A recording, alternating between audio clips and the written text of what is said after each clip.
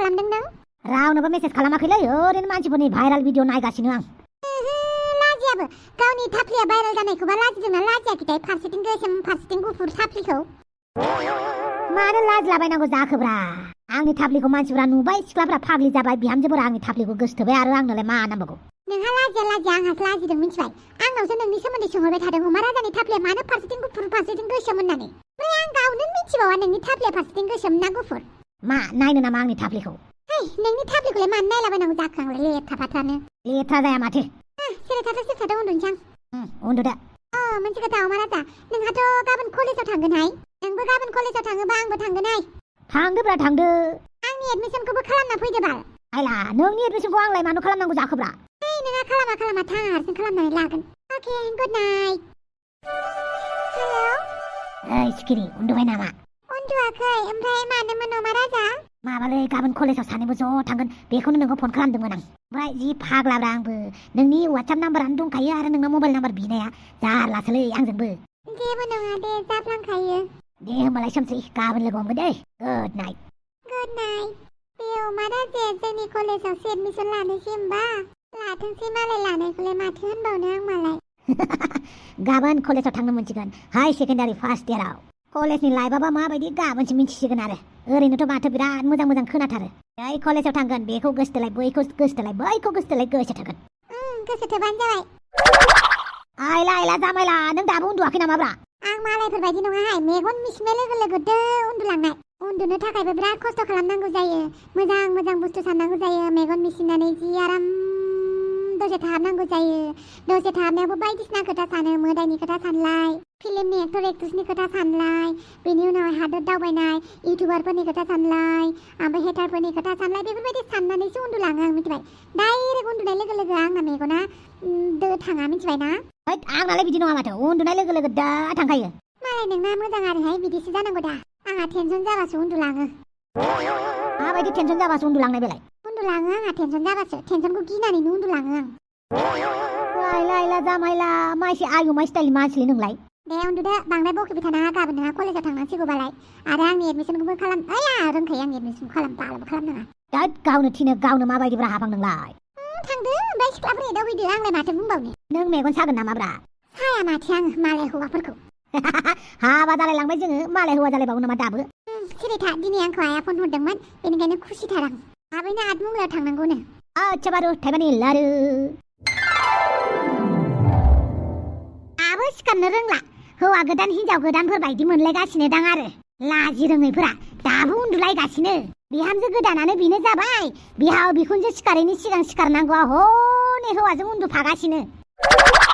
Good मर्निंलै आयं। बेरे फुंजानि माथो जाथ्रायानो मोजां जाथारसिगोनलै आंना।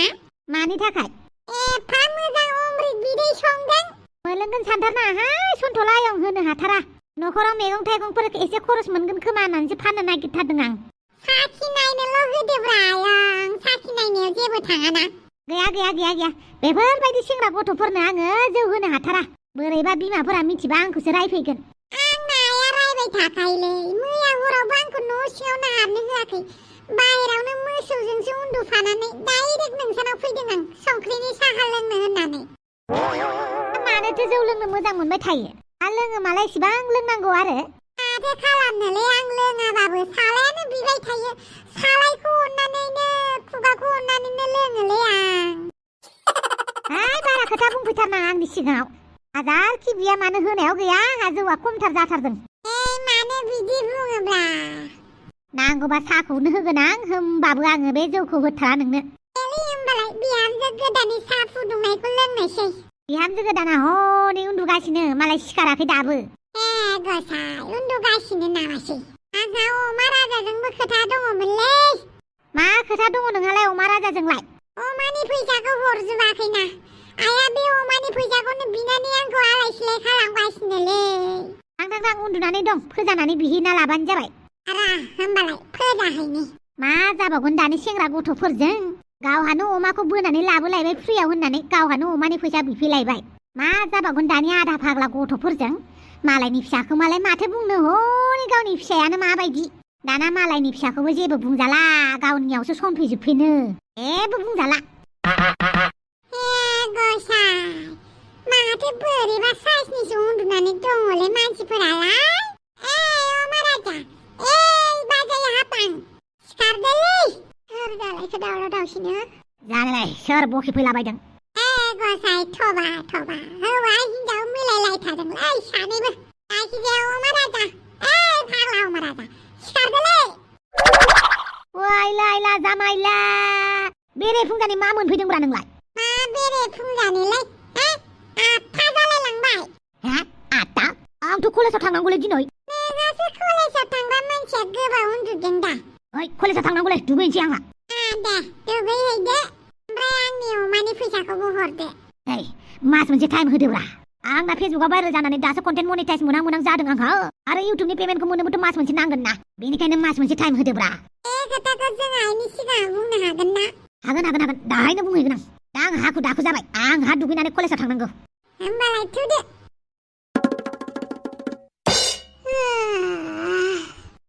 इसिबां थाब सिखारनांगौ बाल ओइ लायला जामायला ओइ हापां सिखारनो होदों आया नोंखौ मानि थाखाय मानि थाखायब्रा जायखिजाया सिखारदोंब्रा सिखारनो बादोंहाय अमा राजा माथो खालामबावनोब्रा हापां बाबा मालाय जायाना ओमफ्राय आंहा कलेजाव थांनोसै नोंहा एडमिसनखौ माला खालामनानै लादोलै आंहा कलेजाव थांसै थां आरो नोंलाय सोरथो हमथादों आं दसे उन्दुबावनि ओइ उनाव आया रायबा आंखौ जेबो बुंनालै आं मिथिया आंहा कलेजाव थांसै थां नोंहा मालाय गावनि न'खाय टेनसन गैया आंहासो दा खामानि मावनांसिगोनलाय मानोबासो हाबा जाफ्लांनाय आं बालि मानोबासो बेफोरखौ सानै खरान गला जालायगोन आंहा बेफोरखौ सानबाय थानो टाइम गैया नों सोमसि नङामोन होनलाय औ नंगौ आरो कलेज सिङाव हाबैयालासिनो मा मोनबाय थाखो गेटआवलाय लोगो सासे फैनो दङ एडमिसन लानो थाखाय बेखौनो नेगासिनो आं दासो एडमिसन खालामबा फाइन लागोन ना माथो खालामनो आच्छा दे कलेजाव बेफोरबायदि थाबाय थाना दे क्लास खालामनांगौ जागोन दे सोरमोन बेलाय आंनि नामखौ मिथिलायनाय आरो बे अमा राजायाबो मानि एसे गोबाव खालामखो दे सिखिरि गोबाव जाबायमोन नामाब्रा आंखौ नेनाया औ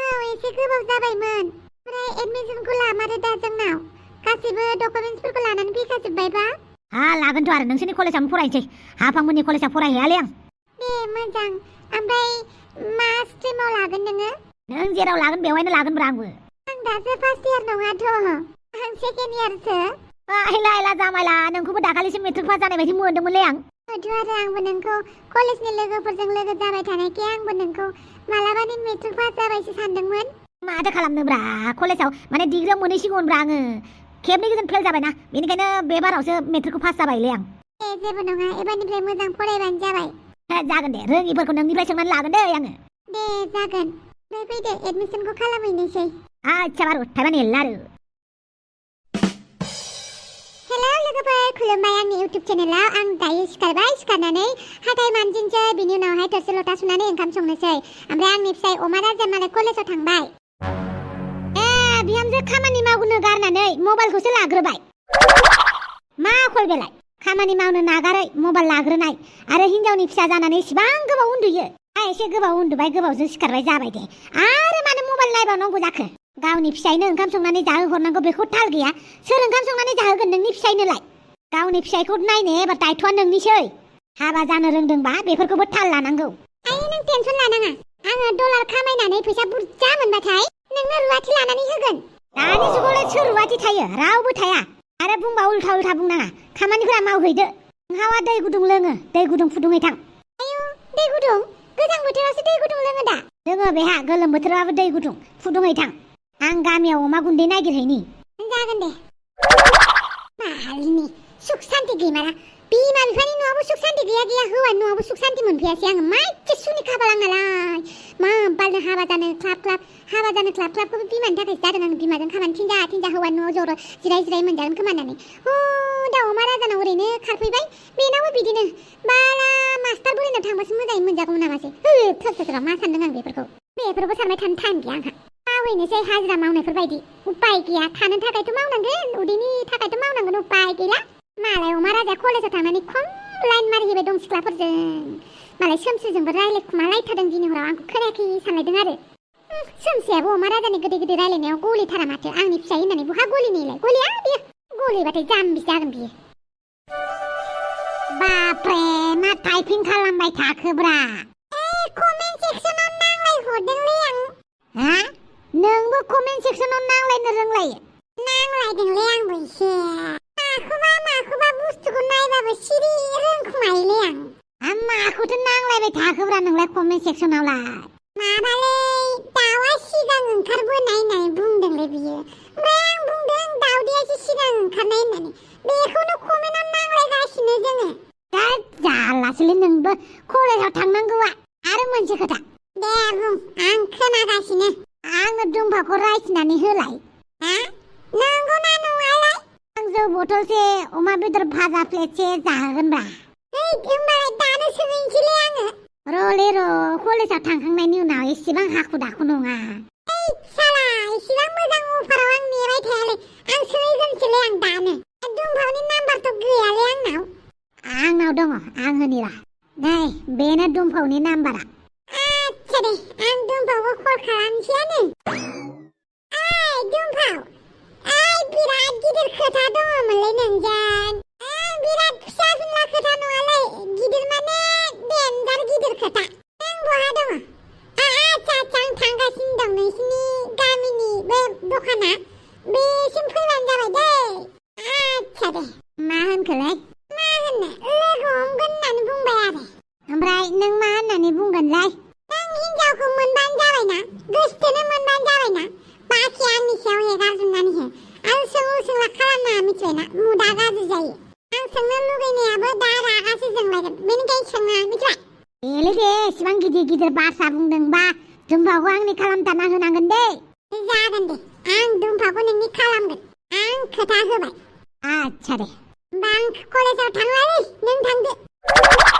आया मासे हाखु दाखु मानसिलै बे दा खोथाखौ उल्थां फाल्थां खालामना होआबानो जाबायलै गैलालै बिदिबा बाप्पावै कलेजाव थांनाया मा मोनफैदों बेवहायलाय नोंलाय बबेनिफ्राय खावब्लाब्लाब्रा आंजोंनो हायो नामालै मालायखौसो बुंदों नोंहालाय कलेजाव थाङा ओइ आं कलेजाव थाङालै आं बिजनेस मावगोन मानसिया कलेजाव थांनानैलाय माथो खालामबावनो आं कलेजाव थाङालै नोंसोर बायदि साख्रि मावग्राफोरासो कलेजाव थाङो आं थाङा माखौबा दुगा खिथिदोंलै आच्छा ओमफ्राय अमा राजाया माथो बिराद दुगागा हाजेव हाजेव हुजेव कलेजाव थांबायब्रा लाजिथारासै माथो मानसियालाय लाजिबा खाजि गोमायो होननानै ओरैनो बुङो नामा बियो नोंजों रायलायबाय थाबा जायालै क्लास दंथारो माखौबा क्लास लाग्राया आंजों जावजानो गिनानैनो आंनिफ्राय गोजानाव थांबाय आरो बुरबुगा दा आंना सोमस्रियासो आंखौ मानो सैया सैया खालामोब्रा आं बेखौ एसेबां मोजां मोनो मालाबा किडनेप खालामगारगोनलै आं बेखौ गोसो थोनायखौबो बुजिया साला आंखौ गारनानै मालायजोंल' गोसो थोलै गारखायालै आङो बेखौ आंखौ फाग्ला खालामनानै गुबुनखौ गोसो थोनांगौबा दिगदारसो दं बियो कलेजाव थांखुमाना नायनि र' सोरजोंबा रायलायखुमागासिनो दङ नामा